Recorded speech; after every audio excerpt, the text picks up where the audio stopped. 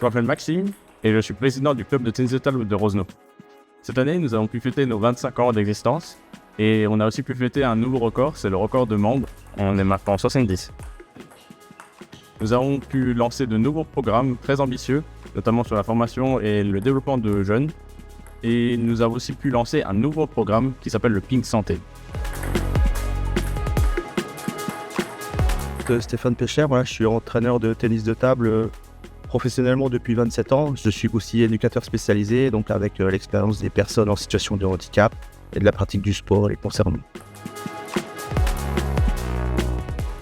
Le Ping Santé, c'est l'idée qu'on accompagne des personnes avec des troubles cognitifs.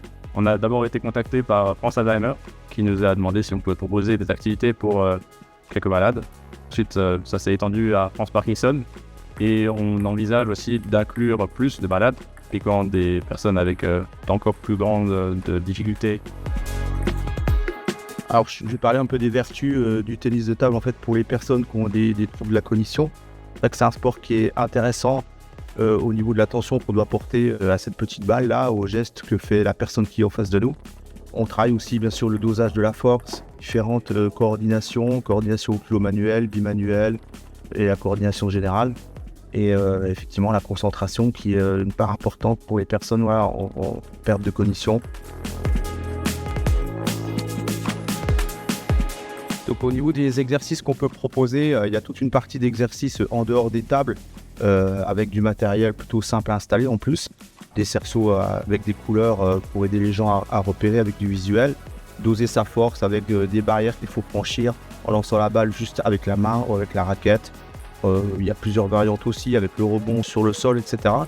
Et d'autres jeux qui peuvent être en lien avec l'appréhension, donc avec des balles qui peuvent être de différentes tailles, de différentes textures, pour aussi généraliser les compétences avec plus du matériel différent.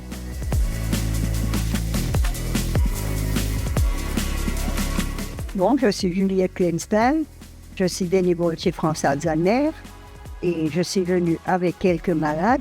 Mais c'était un plaisir de voir comment le malade était heureux et ils sont contents de revenir. Nous sommes motivés pour faire avancer ce projet, le pérenniser et le faire durer. De plus en plus de personnes sont et seront atteintes d'handicap ou de maladies neurodégénératives et tous les moyens sont bons pour lutter contre cela. Nous sommes convaincus que ce type de projet peut faire une différence.